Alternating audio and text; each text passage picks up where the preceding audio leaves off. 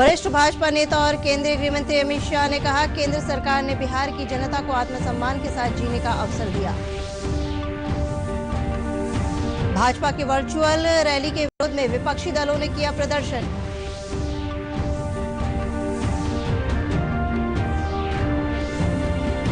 बिहार में कोरोना संक्रमित मरीजों की संख्या बढ़कर हुई 5070।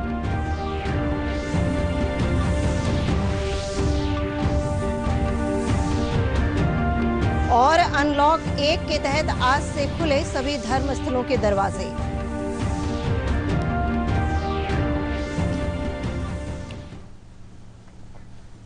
नमस्कार, स्वागत है आपका इस बुलेटिन में। खबरों के साथ मैं अंशु अवस्थी। खबरों पर विस्तार से नजर डालते हैं। भारतीय जनता पार्टी के वरिष्ठ नेता और केंद्रीय गृह मंत्री अमित शाह ने कहा है कि केंद्र की मोदी सरकार ने कल्याणकारी योजनाओं के माध्यम से बिहार की जनता को आत्मसम्मान के साथ जीने का अवसर दिया है। दिल्ली स्थित पार्टी मुख्यालय से वर्चुअल रैली के माध्यम से लोगों को संबोधित करते हुए श्री शाह ने कहा कि जनसंवाद का उद्देश्य देश की करोड़ों जनता से संपर्क स्थापित करना है। उन्होंने बताया कि पूरे देश में 75 वर्चुअल रैलियों का आयोजन होना है, जिसके माध्यम से आत्मविश्वास के साथ आत्मनिर्भर भारत का निर्माण करना है।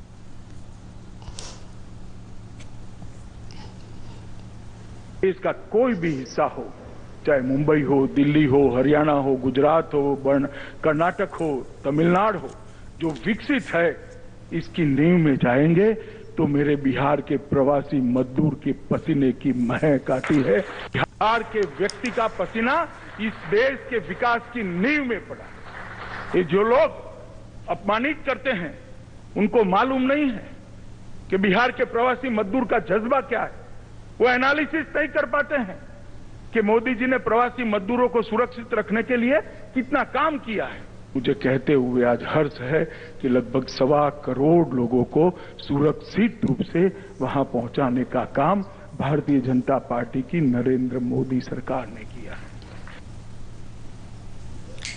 पटना में वर्चुअल रैली को संबोधित करते हुए उप मुख्यमंत्री सुशील कुमार मोदी ने कहा कि कोरोना के संकट काल में बिहार सरकार जनता के साथ रही है। उन्होंने कहा कि 1,500 से ज्यादा श्रमिक स्पेशल ट्रेन चलाकर 21 लाख मजदूरों को घर पहुंचाया गया। इसके अलावा क्वारंटाइन सेंटरों में नगद सहायता के साथ साथ बर्तन सहित जरूरी सामान मुहैया कराए गए। मित्रों, ये नरेंद्र मोदी की सरकार है जिसने बिहार के 86,40,000 श्रमिक या जिनके पास राशन कार्ड नहीं है, उनके लिए भी 10 किलो चावल और 1 किलो चना भिजवाने का काम किया है।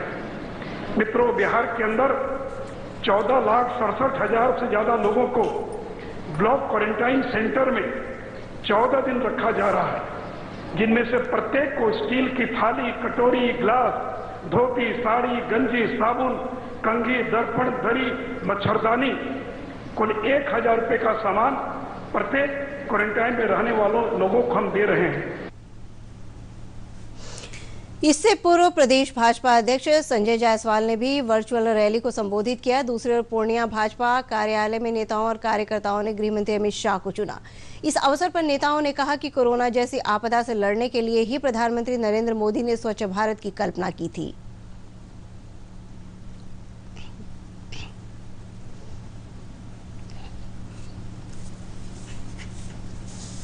नरेंद्र मोदी ने सत्ता में आते के साथ ही यह घोषणा की थी कि हिंदुस्तान को डिजिटल इंडिया बनाना है। उसी डिजिटल इंडिया के तहत वर्चुअल रूप से हमारे देश के पूर्व केंद्रीय अध्यक्ष अमित शाह जी और वर्तमान गृह मंत्री अमित शाह जी का आज चल रहा है वर्चुअल, जिसको एक एक कार्यकर्ता देख रहा है। उस कार्यक्रम को जिसे मोदी जी ने सर्वप्रथम कल्पना किया था। 70,000 करोड़ रुपए। पूर्वी चंपारण जिले के 405 पंचायत और नगर क्षेत्र के कई शक्ति केंद्रों से बड़ी संख्या में कार्यकर्ताओं और आम लोगों ने गृह मंत्री अमित शाह के भाषण को सुना। इस अवसर पर विधान परिषद सदस्य बबलू गुप्ता ने कहा कि गृह मंत्री का संदेश ऐतिहासिक है। नींव डाला गया। शक्ति के हम लोग पंचायत को शक्ति केंद्र कहते हैं और उस सभी शक्ति केंद्रों में हम लोगों ने इस काम को अपने जिला में, मोतिहारी जिला में 405 जगहों पर ये हुआ है और उसके बाद हम इसको बूथ पर भी उतारने का काम किए। शक्ति केंद्र के अलावा ये शक्ति केंद्र में 50 की संख्या में हुई है और हर एक बूथ पर सप्तऋषि हमारे होते हैं 7 की संख्या, और 7 लोग अपने अपने घर पर फिर 10-10 लोगों को लगभग बैठा करके इस काम को करने का काम किया है। भाजपा की वर्चुअल रैली के जवाब में विपक्षी दलों ने अलग अलग तरीके से विरोध प्रदर्शन किया। राष्ट्रीय जनता दल ने गरीब अधिकार दिवस मनाया। प्रतिपक्ष के नेता तेजस्वी प्रसाद यादव, पूर्व मुख्यमंत्री राबड़ी देवी और राजद नेता तेज प्रताप यादव ने पटना में अपने आवास पर थाली बजाकर विरोध प्रदर्शन किया। इस अवसर पर तेजस्वी प्रसाद यादव ने कहा कि लॉकडाउन की वजह से बिहार के श्रमिक बेरोजगारी के शिकार हैं, लेकिन भारतीय जनता पार्टी विधानसभा चुनाव की चिंता कर रही है। अमित शाह जी और नीतीश कुमार जी से हम पूछना चाहेंगे कि क्या बिहार के गरीब मजदूर चोर हैं? अगर वो अपने घर आएंगे, जो तनाव में है, जो शारीरिक प्रताड़ना झेलनी पड़ी, आर्थिक प्रताड़ना झेलनी पड़ रही है, आखिर ये सिचुएशन अगर क्रिएट हुआ तो इसका जिम्मेदार कौन है, दोषी कौन है? कांग्रेस ने भी काले गुब्बारे उड़ाकर भाजपा की वर्चुअल रैली का विरोध किया। पटना में संवाददाताओं से बातचीत करते हुए यूथ कांग्रेस के प्रदेश अध्यक्ष गुंजन पटेल ने कहा कि भाजपा की गलत नीतियों की वजह से बिहार के श्रमिकों को काफी कठिनाइयों का सामना करना पड़ रहा है। इसके लिए पार्टी को जनता से माफी मांगनी चाहिए। और साथ साथ भारत के कोने कोने में भारतीय जनता पार्टी के खिलाफ विरोध प्रदर्शन कर रही है कि आपकी नीति गलत है, इन्हें केवल और केवल सत्ता से मतलब है, इनका कोई भी सामाजिक कार्य से कोई सरोकार। इस समाचार बुलेटिन का सजीव प्रसारण YouTube चैनल पर भी किया जा रहा है। इसे आप अपने मोबाइल पर भी देख सकते हैं। इसके लिए लॉग ऑन कीजिए YouTube बिहार DD न्यूज। इसके अलावा आप हमारे Twitter handle @DD news Bihar पर भी नवीनतम समाचार देख सकते हैं।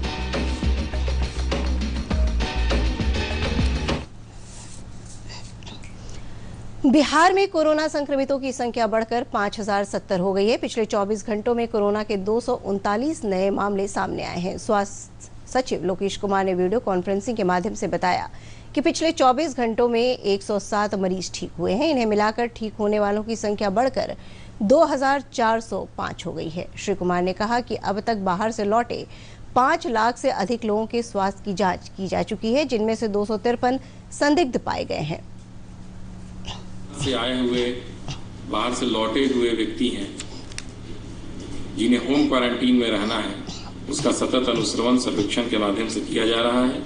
उनके स्वास्थ्य की लगातार स्क्रीनिंग की जा रही है और अब तक हम लोग ऐसे 5,35,000 व्यक्तियों का सर्वेक्षण कर चुके हैं। इनमें से 253 व्यक्ति ऐसे मिले हैं जिनमें कोविड-19 जैसे लक्षण अर्थात सांस में तकलीफ, खांसी अथवा बुखार की शिकायत है। उधर सूचना एवं जनसंपर्क विभाग के सचिव अनुपम कुमार ने वीडियो कॉन्फ्रेंसिंग के माध्यम से बताया कि बाहर से आने वाले अधिकतर श्रमिक आ चुके हैं। उन्होंने कहा कि अब पूरा ध्यान बिहार के भीतर रहने वाले और बाहर से आए श्रमिकों को रोजगार देने पर किया जा रहा है। अनलॉक 1 के तहत जारी निर्देशों में आज से सभी धार्मिक स्थानों को पहले की तरह खोल दिए गए हैं। आज सुबह 6 बजे ही पटना स्थित महावीर मंदिर के पट लोगों के दर्शनार्थ खोल दिए गए। महावीर मंदिर न्यास के सचिव आचार्य किशोर कुणाल ने बताया कि इसके लिए सारी व्यवस्था पूरी की जा चुकी है। सबका पर्याप्त प्रबंध है, जितने भक्त लोग आएंगे उसके अनुपात में बहुत अच्छा प्रबंध किया हुआ है। पटना जंक्शन के पास स्थित प्रसिद्ध जामा मस्जिद भी लॉकडाउन के बाद आज से खोल दिए गए हैं। आज सुबह फजर की नमाज अदा की गई। मस्जिद के इमाम ने बताया कि लोग सोशल डिस्टेंसिंग का पालन करते हुए मस्जिद में सामूहिक रूप से नमाज अदा कर रहे हैं। और हमें वक्फ बोर्ड से काफ़ी जो इंस्ट्रक्शन मिला उसको हम लोग टोटल फॉलोअप कर रहे हैं। लाइक गेट पे सैनिटाइज़र रहेगा, हैंड वॉश का इंतज़ाम है, स्क्रीनिंग का इंतज़ाम है और मुक्तदियों के बीच जो जमातें होंगी वो तकरीबन 1 मीटर के दरमियान है, उनके बीच गैप रहेगा। पटना जंक्शन के पास स्थित गुरुद्वारा भी लॉकडाउन की घोषणा के बाद आज से खुल गए हैं। गुरुद्वारा में भी श्रद्धालुओं के आने की तैयारी शुरू कर दी गई है। गुरुद्वारा के संचालक ने बताया कि गुरु घर में मत्था टेकने की तैयारी शुरू कर दी गई है।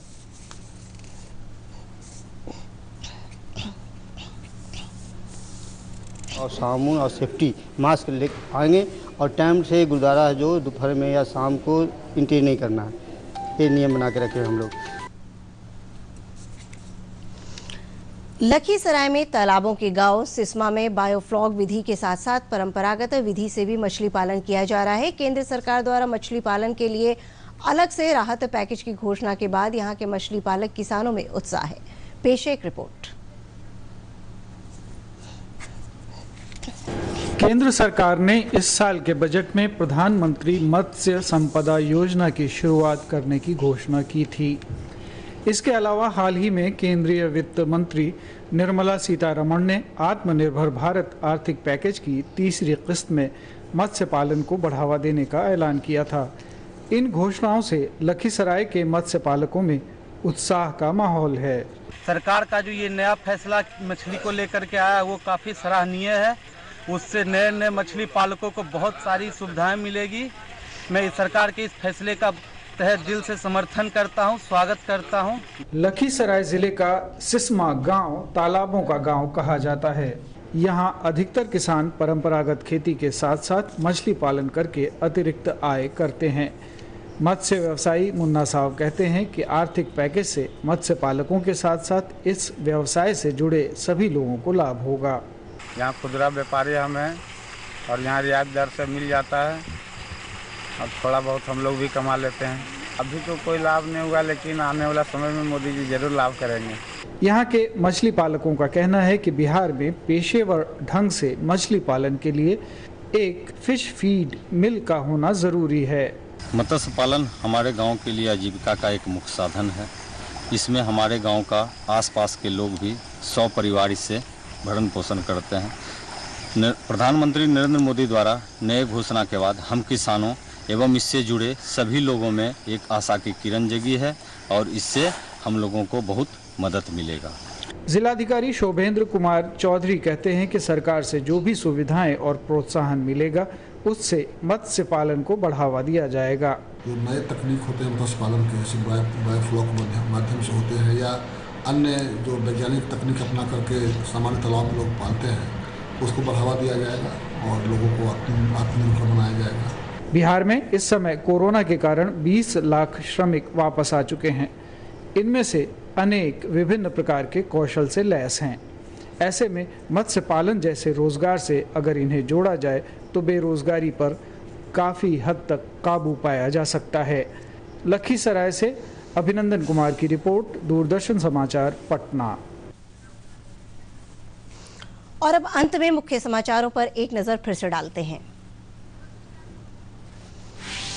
वरिष्ठ भाजपा नेता और केंद्रीय गृह मंत्री अमित शाह ने कहा, केंद्र सरकार ने बिहार की जनता को आत्मसम्मान के साथ जीने का अवसर दिया। भाजपा की वर्चुअल रैली के विरोध में विपक्षी दलों ने किया प्रदर्शन।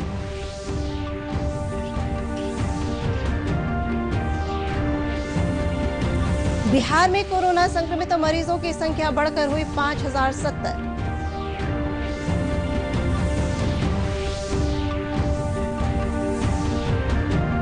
और अनलॉक 1 के तहत आज से खुले सभी धर्मस्थलों के दरवाजे।